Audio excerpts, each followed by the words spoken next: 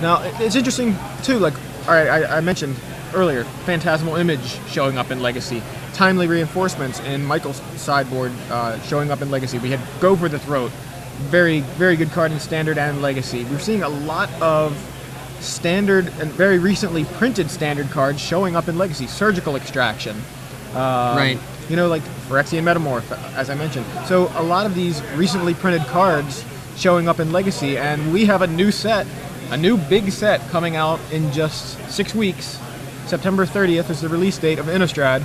Already available for pre-order on StarCityGames.com, and who knows what kind of cards we're going to see in that set showing up in this format. Not obviously, it's going to completely change the face of Standard, but cards like Batterskull are having a big impact on Legacy.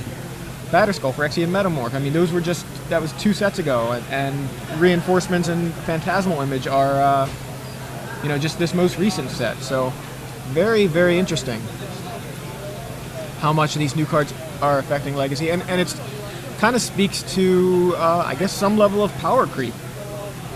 Right? Things just keep getting a little bit better, and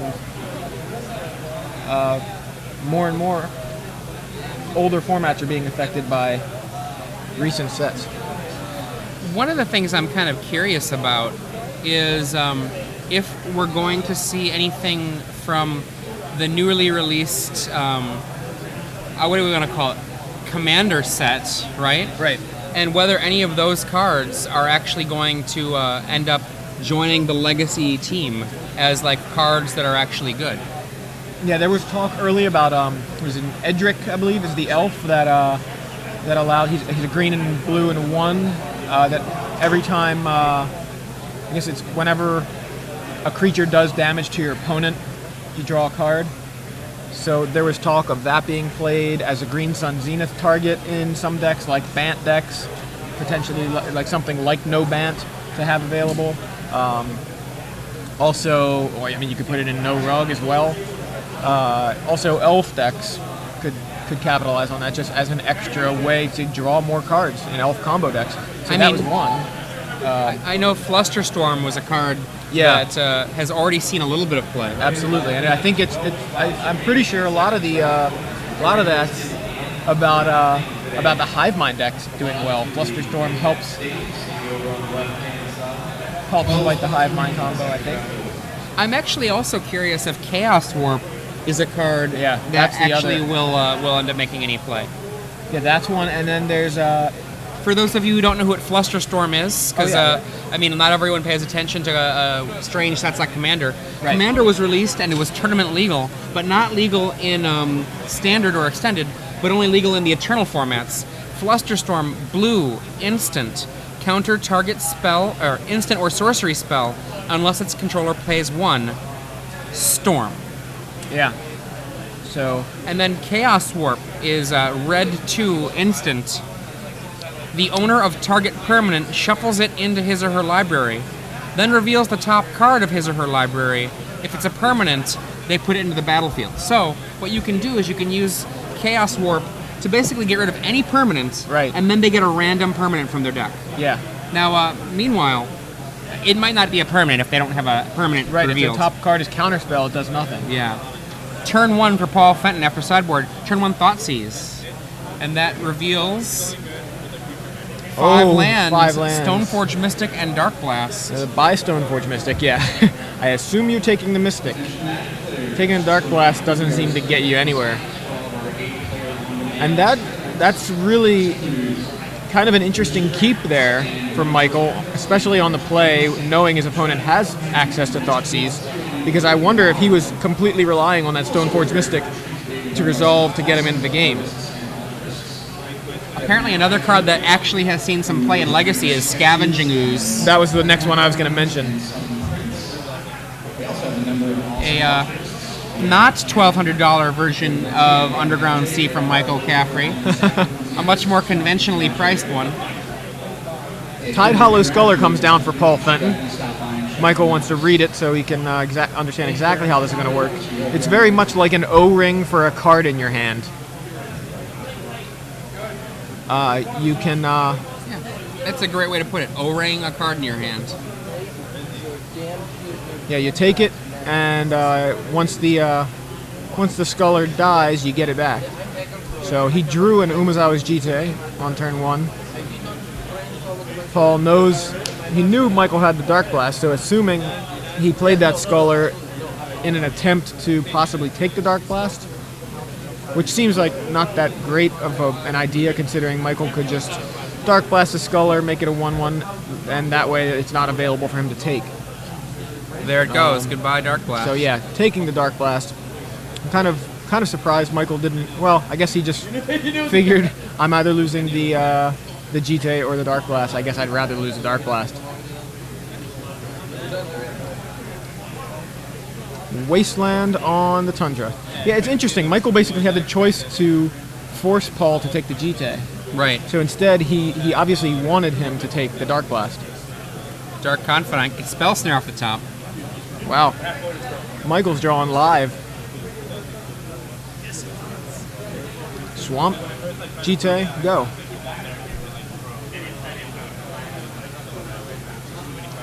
The Jite was actually a very crazy weapon in actual historical times. Wasn't it meant to break equipment like Manrika Gusari?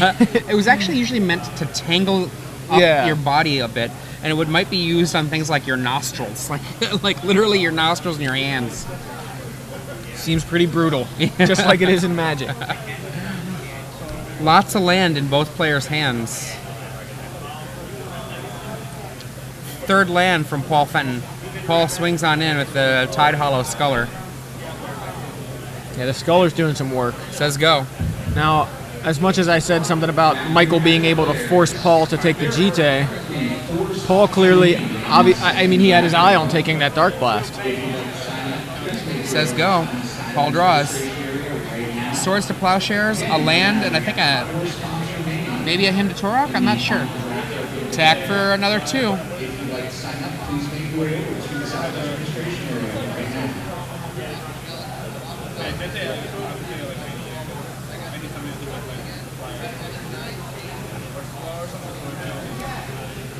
Can you make out what that other card is? That Paul is, well, I guess his hand is down now.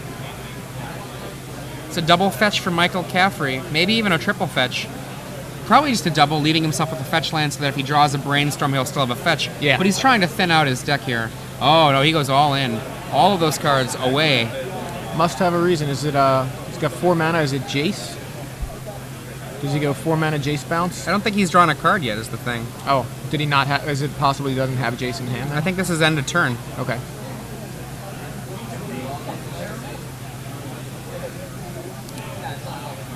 I mean, I was trying so hard to see what was in Paul's hand. It's possible Michael has already drawn, so.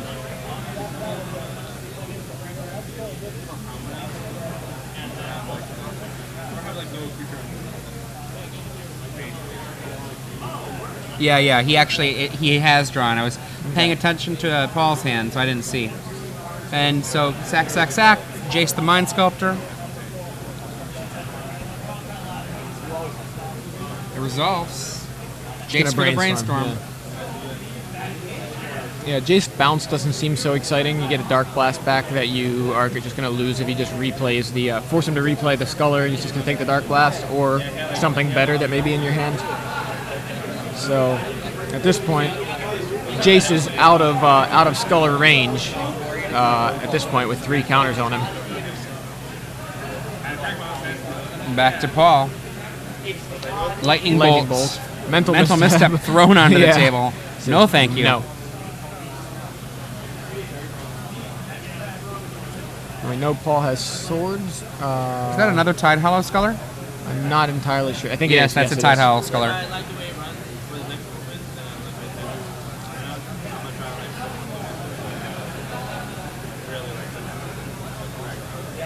Tide Hollow Sculler reveals a Sword of Feast and Famine and a Swords to Plowshares. So he takes the sword. Oh, I'm sorry. Takes the swords to Plowshares. Yeah, takes the swords to Plowshares. I have to actually finish that card name rather than just shortening it to sword. Okay, there's Hymn to Torok. Hymn to Torok to take away the Sword of Feast and Famine. And Tide Hollow Sculler knocks Jace to 1 counter. Michael has no cards in hand until his draw step. So he's totally playing off the top, and I think there's a brainstorm. Kind of funny play. Paul Fenton, the opponent tapped out, casts that Thoughtseize. His opponent had 2 cards left in the hand, so the hand would have taken care of him. Yeah, it is kind of odd that, I mean, unless he was... I mean, to cast the Tide Hollow Sculler, my bad. But, yeah.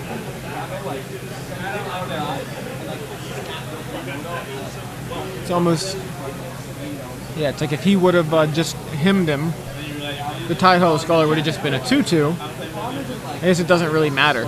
It could matter. The way it matters there is wouldn't the be Sculler, there wouldn't be a Swords to Plowshares under that Sculler. Exactly, You can get a chain of removal there. You're right. Kill the Tide Hollow Sculler, kill the Tide Hollow Sculler. Oh, yeah, you're right. All it'll take is 1 removal spell.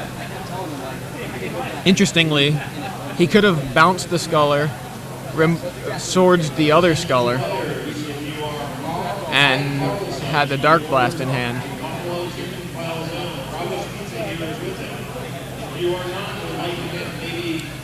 Here's that play we were talking about. Swords 1, that's removed. Get a swords back. Swords the other. Yeah, that Get the play Dark with the Blast Himnatorok is really punishing him now. It is. And now there's an unmolested Jace on the table. This is like the dream scenario for Michael then, unless something happens. There's an Elspeth. Elspeth. Never mind, I'll take back the dream. Elspeth is a beating. Yeah, it is no longer a dream scenario. Yeah, Michael, I mean, able to recover pretty well. Dark Blast the token. Yeah, he Dark Blast the token that Elspeth made. Probably a good call. And he can also just dredge it back and keep that Elspeth contained, or at least as far as tokens go. But soon enough, she's going to be able to just go off if he doesn't fight her somehow, like with something like Stoneforge Mystic. Stoneforge Mystic drawn and cast.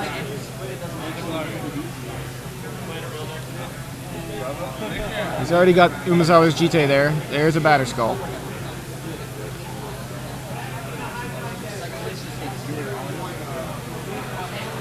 He does a quick check of the top of Paul's library. Goes to the bottom. Sealing happening. This means that, well, never mind. Forgot he already got rid of that token.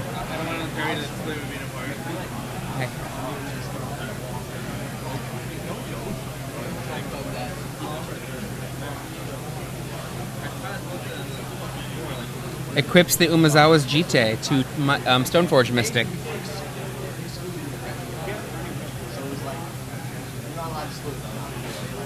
Paul, at 21 life with an Elspeth on board, seems to be in much better shape than I think he is. Like, the Elspeth is relevant, but potentially not for very long. Thoughtseize. Take care of that Batterskull. Unless he brainstorms, which is... And then there's a Swords to Plowshares in Paul's hand. He can swords that Stoneforge Mystic, potentially.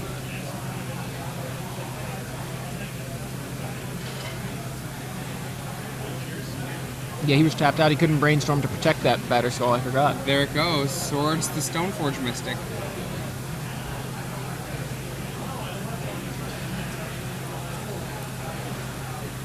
Now we have Michael, who can dredge back the Dark Blast. Doesn't do that at this point. The Jace's brainstorm ability will always let him have the access to that Dark Blast if he wants it. Decides not to. Brainstorm will still give him access to the Dark Blast if he wants it. That's true.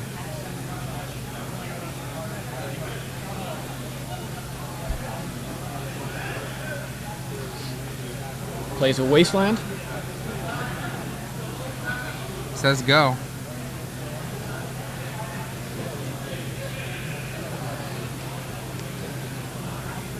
He's going to +3 it. It's a bad call, though, because of the brainstorm.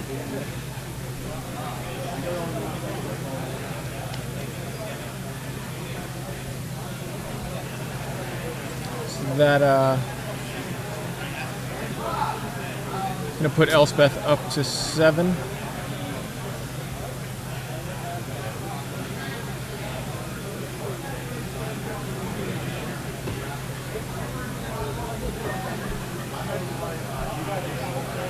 Elspeth is creeping ever closer to ultimate. That could very well become relevant. And there's the Brainstorm into the Dark Blast, which deals with the token before it gets the +3/+3. There's a Bob from Paul. This is a really, really neat game to watch right here because both players seem to be, it's really like pushing back and forth. Absolutely. It's not really, it's not really one-sided. Where it seems one-sided, it swings the other way. So dredge back the Dark Blast yet again for Michael. Take care of that Bob, potentially. Brainstorm with Jace.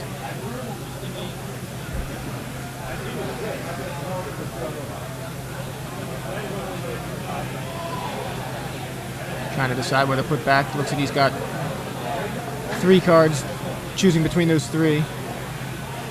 Or choose, yeah, okay. He was actually sculpting his hand there. Choose which 3 to keep. Put the other 2 back. Creeping Tar Pit, that will help deal with Elspeth, but Dark Blast. Just in time, actually. Is Paul is drawing off the top, so if he doesn't have an answer for Creeping Tar Pit. Thoughtseize takes Counterspell.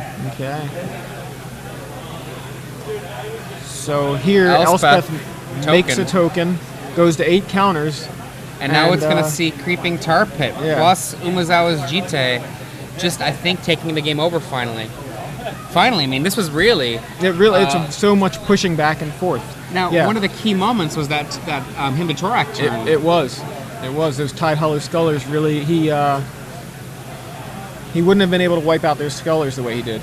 So, Creeping Tar Pit turns into a creature, picks up a Jite, swings in at Elspeth, knocks her down to 5 counters, probably, accumulating counters on the Jite.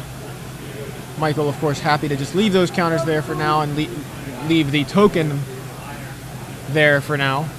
Fate seals Paul, which I think is definitely the play. And now there's not much left here. So Paul now, he says keep it too, which is even the worst. So land. Now when he tries to activate Elspeth to pump the token, he'll lose it. But he just gets another token, which Michael can now just kill both. Umezawa's Jite, he's like, kill both maybe. Or at least kill one. He didn't even kill one. He just took it. He says that's fine. It's 1 damage. It's really not that big of a deal. Those Jite counters may actually be more valuable. So here he goes again at Elspeth. She was at 5 up to 6. Now she's going down to 3. Goes all in on it. That's 7. And then gets 2 counters back. Yep, which will wipe out those tokens. Needs more die to do another Fate Seal with Jace. He is well on his way to Mind Sculpting Paul. Puts that one on the bottom. So Paul is drawing live off the top of his deck at this point. Draws. Don't know what it was. It was a Stoneforge Mystic. That's a decent draw, yeah. And Michael tapped out. Can get Umezawa's Jite if he's got one left in his library. I don't know if he does. I don't remember. I don't remember either. I think he might have one. I don't think it's been in the mix. I feel like I saw it earlier, but it may have been game 2. Oh, but there's a Batterskull. I think a Batterskull is going to get trumped by the Jite in play.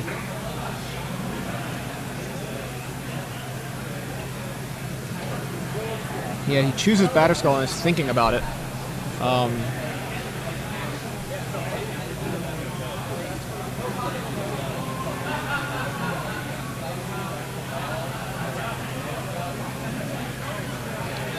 Is he telling him, is Michael advising him on what equipment to pick? Maybe. He's like, you don't want that, man. You want to get a Jite and get rid of my Jite. It seems that way, yeah.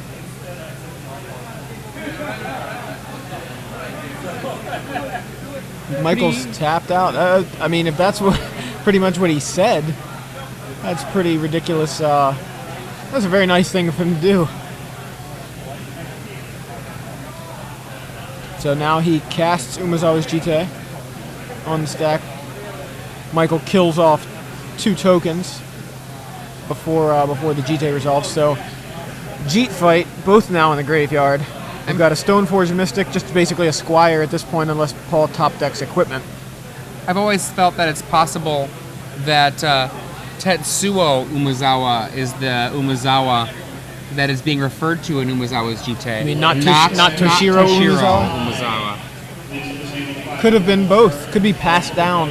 I don't know. I think Toshiro Umezawa wields another weapon. You can see a Jite in Tetsuo's hand. And is it not there in Toshiro? Yellow molded rock paper, if you would like you to come join him there to receive the topic.